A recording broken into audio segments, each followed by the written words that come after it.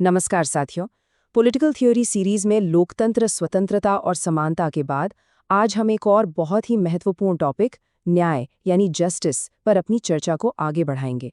देखिए, न्याय की जो अवधारणा है वो पॉलिटिकल थ्योरी का एक आप कह सकते हैं फाउंडेशनल पिलर है। और खास तौर पर यूपीएचई, यूपीजीडीसी जैसी असिस्टेंट प्रोफेसर परीक्षाओं के लिए इसका विश्लेषणात्मक अध्ययन बहुत ही जरूरी हो जाता है। ये सिर्फ एक किताबी विषय नहीं है, बल्कि इसी से तय होता है कि कोई पॉलिटिकल सिस्टम कितना लेजिटिमेट है और एक अच्छा समाज कैसा होना चाहिए। तो चलिए देखते हैं कि आज हम क्या-क्या समझने वाले हैं। हम शुरुआत करेंगे न्याय के बिल्कुल बेसिक अर्थ से। फिर देखेंगे कि प्रमुख पश्चिमी और समकालीन विचारकों ने इस पर क्या कहा है, और आखिर में हम इसे भारतीय संविधान के नजरिए से भी एनालाइज करेंगे। तो सबसे पहले ये समझते हैं कि आखिर न्याय का मतलब क्या है और समय के साथ ये कॉन्सेप्ट कैसे इवॉल्व हुआ है। अच्छा, ये जो शब्द है जस्टिस, ये लैटिन भाषा के शब्द जस से निकला है। इसका मतलब होता है जोड़ना या बंधन। तो असल में न्याय एक नैतिक विचार है जो फेयरनेस यानी निष्पक्षता से जुड़ा हुआ है। इसका मूल आइडिया ये है कि समाज को एक साथ बांध कर रखा जाए और हर किसी को वो मिले जिसका वो हकदार है, जिसे हम जस्ट डिजर्ट कहते हैं। न्याय के विचार की ये जो यात्रा है ये बहुत ही दिलचस्प है। जैसा आप इस टाइमलाइन में देख सकते हैं, प्राचीन ग्रीस में प्लेटो और अरस्तु जैसे विचारकों ने न्याय को एक गुण और सामाजिक सद्भाव के रूप में देखा। फिर आया सोशल कॉन्ट्रैक्ट का दौर, जहां हॉब्स और लॉक ने इसे कानून और राज्य से जोड़ दिया। और फिर आधुनिक दौर में जॉन रॉल्स और अमर्त्य सेन जैसे विचारकों ने बहस को फेयरनेस, इक्वालिटी और कैपेबिलिटी यानी क्षमता की ओर मोड़ दिया। चलिए अब उन क्लासिकल थिंकर्स को देखते हैं जिन्होंने जस्टिस की पश्चिमी अवधारणा की नींव रखी। अरस्तु का ये जो कथन है, ये प्रोपोर्शनेट जस्टिस यानी आनुपातिक न्याय के सिद्धांत का सार है। मतलब क्या हुआ इसका? इसका सीधा सा मतलब है कि जो लोग समान हैं उनके साथ समान बर्ताव हो, और जो असमान हैं उनके साथ उनकी योग्यता के अनुपात में असमान बर्ताव करना ही न्याय है। और मजे की बात यह है कि ये सिद्धांत आज भी डिस्ट्रीब्यूटिव जस्टिस की बहसों में उतना ही रेलेवेंट है। अब देखिए, एग्जाम पॉइंट ऑफ व्यू से ये टेबल बहुत बहुत जरूरी है। प्लेटो ने अपनी किताब द रिपब्लिक में कहा कि न्याय का मतलब है समाज में फंक्शनल स्पेशलाइजेशन यानी कार्यात्मक विशेषज्ञता हो। वहीं दूसरी तरफ अरस्तु ने अपनी किताब निकोमाचियन एथिक्स में न्याय के दो प्रकार बताए, डिस्ट्रीब्यूटिव जस्टिस और करेक्टिव जस्टिस। ये दोनों ही कीवर्ड्स आपके एग्जाम के लिए बहुत क्रूशल हैं। तो अब क्लासिकल थिंकर से आगे बढ़ते हैं और उन कंटेम्पररी थिंकर्स की बात करते हैं जिन्होंने 20वीं सदी में न्याय की पूरी बहस को ही एक नई दिशा दे दी। जॉन रॉल्स समकालीन राजनीतिक दर्शन में ये एक गेम चेंजर थे। उनका ये कहना कि न्याय सामाजिक संस्थाओं का पहला सद्गुण है, ये दिखाता है कि किसी भी सोसाइटी के लिए जस्टिस कितना फंडामेंटल है।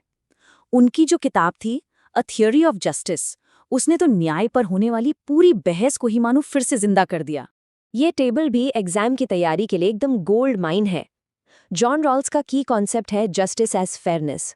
रॉबर्ट नोजिक ने रॉल्स के जवाब में अपनी एंटाइटलमेंट थ्योरी दी और एक मिनिमल स्टेट की बात की। कार्ल मार्क्स तो पूंजीवादी न्याय को शोषण का ही एक तरीका मानते थे, और अमर्त्य सेन ने कैपेबिलिटी अप्रोच देकर कहा कि असली न्याय लोगों की क्षमताओं को बढ़ाने में है। तो एक बात जो हमें समझनी है वो ये है कि न्याय कोई एक चीज नहीं है। इसके कई अलग अलग डायमेंशंस हैं, कई रूप हैं जिन्हें समझना जरूरी है। तो चलिए इसके अलग अलग आयामों को देखते हैं। कानूनी न्याय का मतलब है कानून का राज। राजनीतिक न्याय मतलब राजनीति में सबकी बराबरी भागीदारी।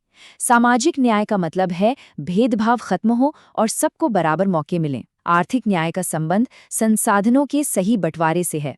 और हाँ, एक और महत्वपूर्ण बहस है प्रोसीजरल जस्टिस, जो सही प्रक्रिया पर जोर देता है, और डिस्ट्रीब्यूटिव जस्टिस, जो सही नतीजों पर।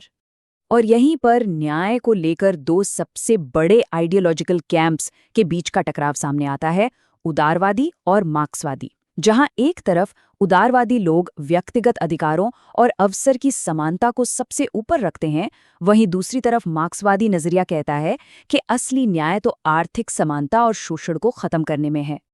अच्छा, इतनी सारी वैश्विक चर्चा के बाद अब इस पूरे कॉन्सेप्ट को घर लेकर आते हैं।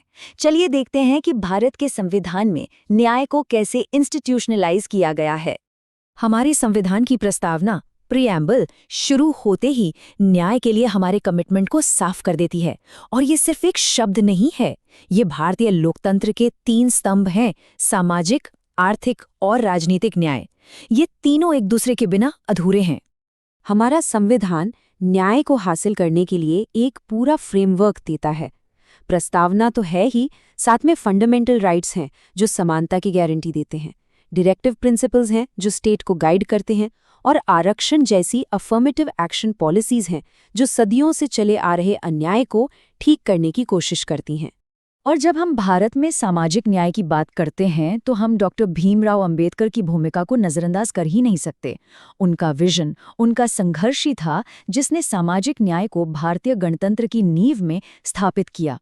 उनका लक्ष्य एक ऐसा समतामूलक समाज बनाना था जो स्वतंत्रता, समानता और बंधुत्व पर आधारित हो। चलिए तो इस पूरी चर्चा को इस एक फ्लो चार्ट में समेट लेते हैं। ये आपके एग्जाम के लिए एक क्विक रिवीजन टूल की तरह काम करेगा। हमने विचारकों की बात की, न्याय के प्रकारों को समझा, मुख्य बहसों को देखा और फिर भारतीय संदर्भ में भी इसे परखा। सब कुछ यहाँ एक जगह पर है। और अब जाते जाते आपके लिए एक सवाल छोड़ जाता हूँ। आज दुनिया बदल रही है, क्लाइमेट चेंज और गिग इकोनॉमी जैसी नई चुनौतियां हमारे सामने हैं। तो सवाल ये है कि न्याय की हमारी समझ को रेलेवेंट बने रहने के लिए खुद को कैसे बदलना होगा। इस पर जरूर सोचिएगा। उम्मीद है कि ये वैचारिक विश्लेषण आपके लिए उपयोगी रहा होगा। अगर हाँ, तो इस चैनल को लाइक, शेयर और सब्सक्राइब करना न भूलें। यूपीएचईसी, यूपीजीडीसी और सभी असिस्टेंट प्रोफेसर परीक्षाओं के लिए आपको मेरी तरफ से बहुत बहुत शुभकामनाएं। धन्यवाद।